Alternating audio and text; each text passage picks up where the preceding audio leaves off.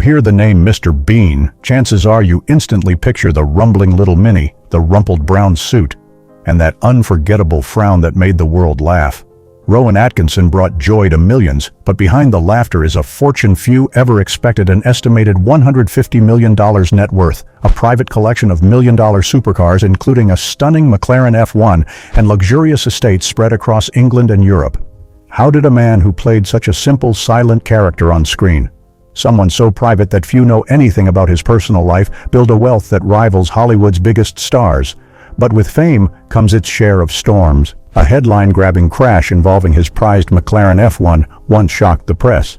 A divorce after 24 years of marriage made the front pages, and through it all, there were long, quiet stretches, moments when the spotlight faded and the world stopped laughing for a while.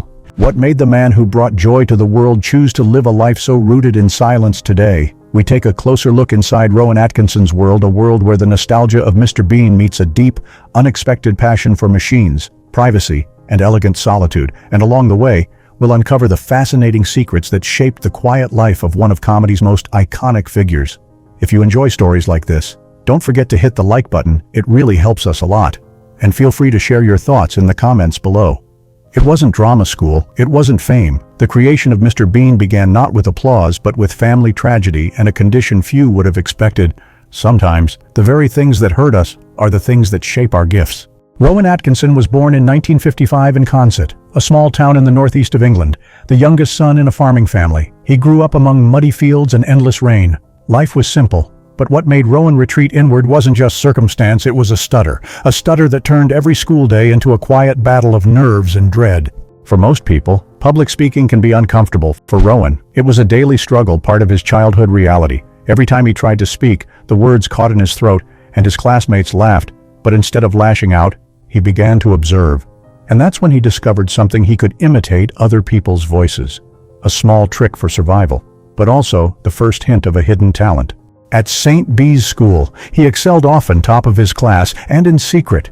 He nurtured a dream that seemed out of place in a town where everyone lived the same life. He wanted to make people laugh. On cold nights, he'd hide under the covers, listening to comedy on the radio, and feel something warm return to his chest. But in a place where ambition was measured in acres and harvests, how do you admit something like that? The turning point came when he turned 18. He stood at a crossroads: follow in his father's footsteps on the farm, or reach for something entirely different. We've all known that feeling, the moment when life asks you to choose between family expectations and the quiet whisper of a dream. Rowan chose the practical path. He enrolled at Newcastle University to study electrical engineering. Sensible, respectable, but deep inside, one question never left him. Was I born to stay silent, or to find a way to make people listen? And it was there, in the lecture halls of engineering school, that Rowan Atkinson stepped onto a stage for the very first time and began a journey that would one day make the whole world laugh. In 1983, all of Britain found itself laughing at a face no one had seen before. A man who once feared speaking in front of a crowd had suddenly become the star of BBC primetime. How did a quiet engineering student with a stutter become one of the most unforgettable comedians of his generation? What happened in those unseen years, and what made him decide never to turn back? Blackadder, the period comedy series that premiered on the BBC in 1983, wasn't an overnight success, but it was different, witty, historically clever without being academic, and laced with sharp satire.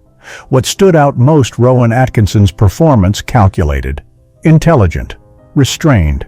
He crafted a character that would become a comedy icon. From a total unknown, Rowan quickly rose to become one of Britain's most sought-after comedic actors. He was the only performer to appear in all 4 Blackadder series, transforming from a bumbling medieval knight to a sardonic World War I captain. But before the stage lights ever found him, what came before? Rewind a few years. Rowan had once planned to pursue a PhD in electrical engineering. He earned his undergraduate degree from Newcastle, followed by graduate studies at Queen's College, Oxford. Everything pointed toward a life of logic, stability, and quiet academia. But something deeper pulled at him. He began writing comedy sketches with Richard Curtis, a fellow Oxford student. Together, they performed in small student showcases, each one a test of courage. Rowan still stuttered. He still wasn't used to eyes watching him. One night, The crowd sat silent after his set. No laughter, no applause. How do you know whether to keep going when not even you are sure anymore? How do you hold on to belief when the only response you get is silence? Then, in 1979, something changed. Rowan launched a radio series called The Atkinson People, an odd little show where he interviewed fictional characters, all voiced by himself. His vocal range, comedic instincts, and character work shone through this time, without the pressure of a live audience, and for the first time, people noticed. BBC took interest. Later that year, Rowan joined Not the 9 O'Clock News, one of the most daring satirical shows of its time. Sketch after sketch. Rowan transformed one moment a bumbling broadcaster, the next a cold-eyed politician, and this time, the audience laughed, truly laughed. And maybe that's when Rowan started believing that he could really do this. The success didn't come fast, but it came steady.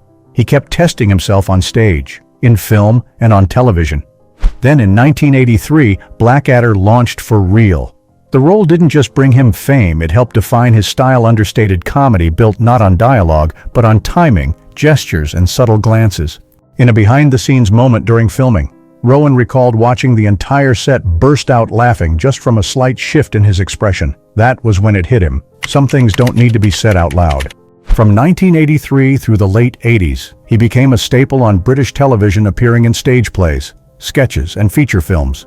People knew him from Blackadder, but also from Never Say Never Again, Dead on Time, The Tall Guy, The Secret Policeman's Ball, and more. Each role became another piece in a puzzle that formed a singular comedic voice, unmistakable, unrepeatable, entirely his own. At a charity performance, Rowan once stood backstage, listening to the sound of thousands of people laughing after nothing more than a tilt of his head. No one remembered his childhood stutter. No one mentioned the silent nights at Oxford. He had crossed the space between engineering and emotion, between fear and laughter, using nothing but quiet determination.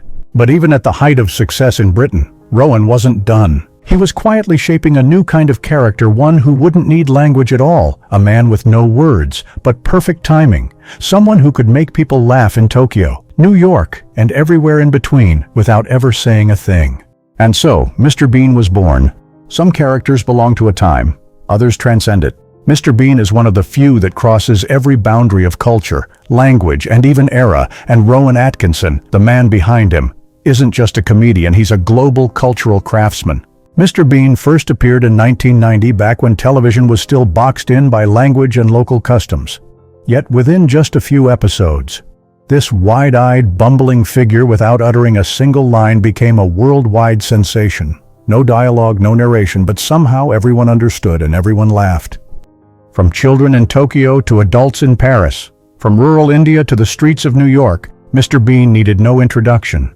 The first film, Bean, 1997, was made on a modest $18 million budget. It went on to gross over $250 million globally. And then came Johnny English, a franchise that revealed a sharper side of Rowan, witty, satirical, and incredibly precise, pulling in more than $618 million across its releases. His success wasn't just in front of the camera. Rowan wrote his own scripts, co-produced many of his projects, and maintained full creative control. He turned Mr. Bean into a global brand spanning animation, commercials, social media, and YouTube. The official Mr. Bean channel alone has earned tens of billions of views and millions of dollars annually in royalties. Some still say he only plays one kind of character, but they miss the full picture. Rowan Atkinson made waves on the legitimate stage, won a BAFTA and an Olivier Award, and was appointed Commander of the Order of the British Empire for his contributions to the arts. Few know he once wrote for Car magazine, performed on London's West End, and was even a guest at the royal wedding. He doesn't make noise, but he shows up when it matters and leaves a mark no one forgets. How many people can make the entire world laugh without saying a word? Just one. His name is Rowan Atkinson. If his characters are where he showcases his genius, then his homes are where he lives his philosophy. Rowan doesn't live among Hollywood glitter or bustling cities.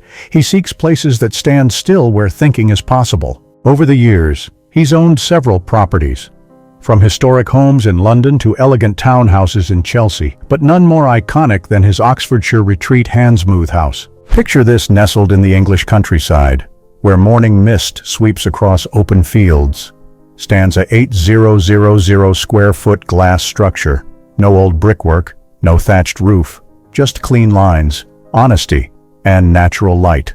When Rowan bought the land in 2006, he could have restored the old home that stood there. Instead, he chose to tear it down and build something entirely new, commissioned from Pritzker Prize-winning architect Richard Meyer. 3 levels connected by soft, curving staircases, glass walls that let in the changing sky, a living room that opens to miles of unspoiled meadow, the bedroom. No curtains because the forest outside serves as a natural veil. "I don't need many things in a house, just space to sit and think," Rowan once said in a rare interview.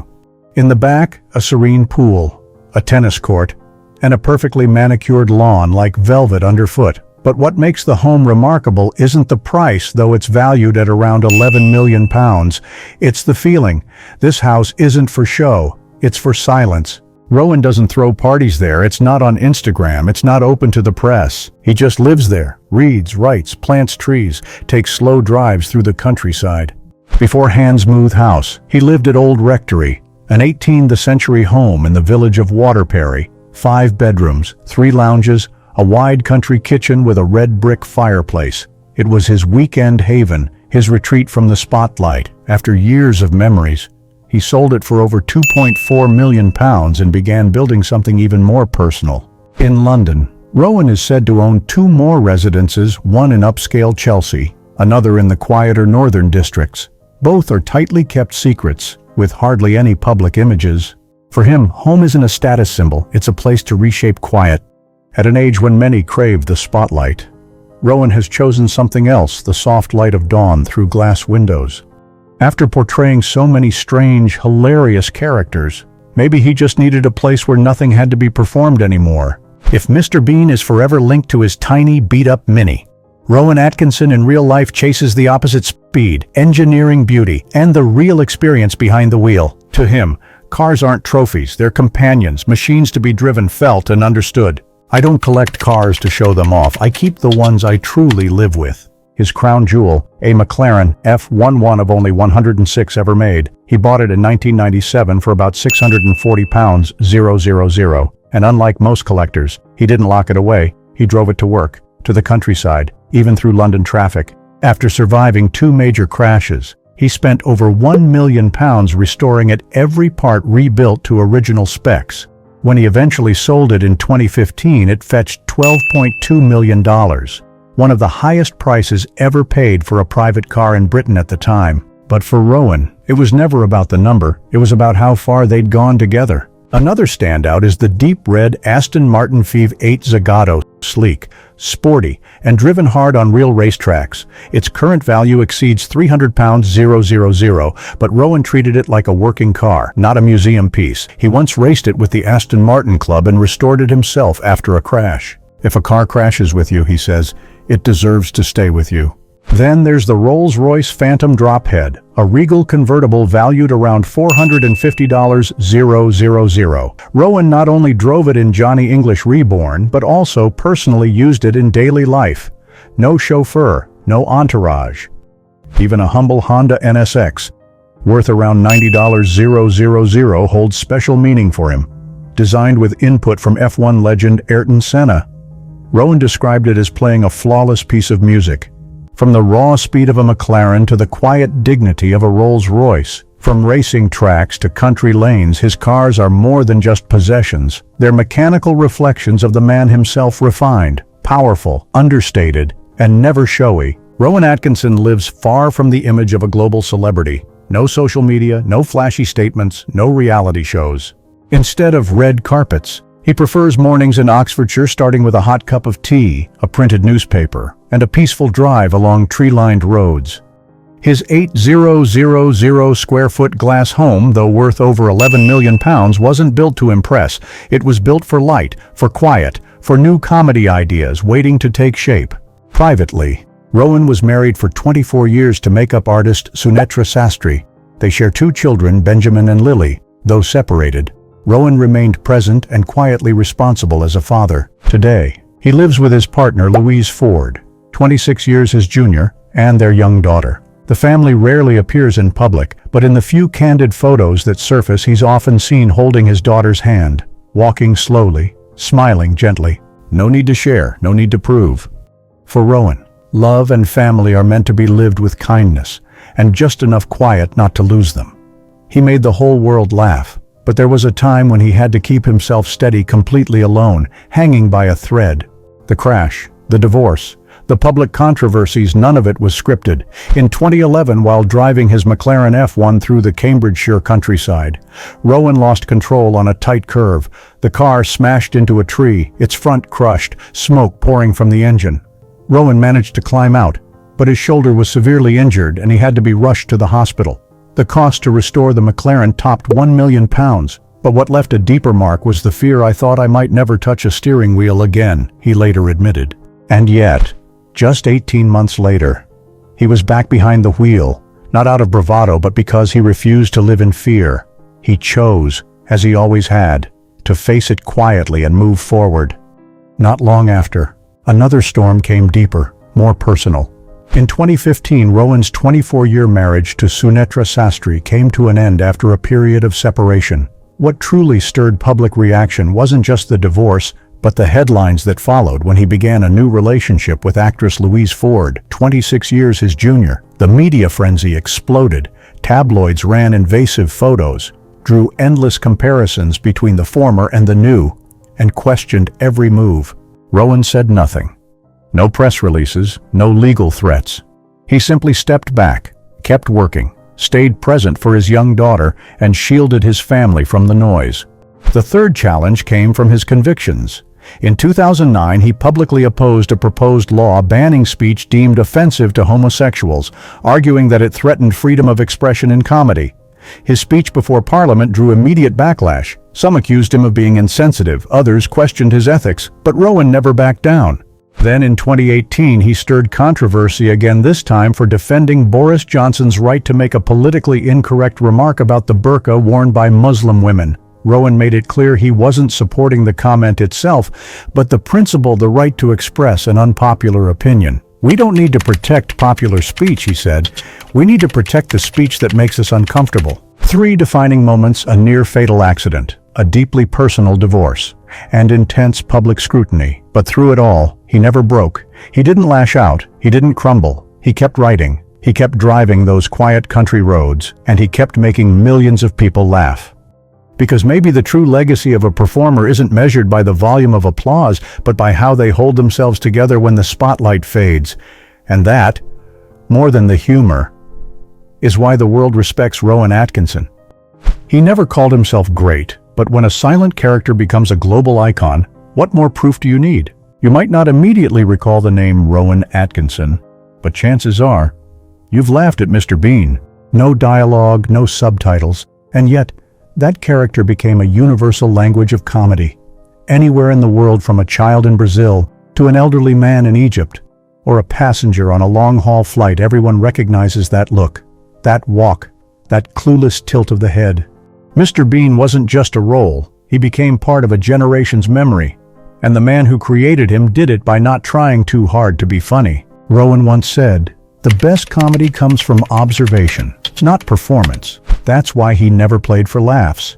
Every character he portrayed, from Blackadder to Johnny English, carried a quiet depth, a meticulous rhythm, as if he were composing music, not just acting. Outside of performance, Rowan left a quiet legacy through charity and education. He supported organizations like CAFOD, Comic Relief, UNICEF, and the Prince's Trust, funding programs for children, education, and underserved communities. No staged photo ops, no interviews about his generosity. He simply gave and stepped away from the spotlight. In 2013, he was awarded a CBE Commander of the Order of the British Empire for his contributions to the arts and public service. Over the course of his career, he received a BAFTA, Olivier Awards, and the unwavering respect of actors, writers, and an entire generation of entertainers. But perhaps his greatest legacy isn't found in trophies. It's found in how generations learn to laugh without putting anyone down, in how parents and grandparents can sit and watch Mr. Bean with their kids and feel like their youth just came rushing back, and in the simplest gift of all, a smile.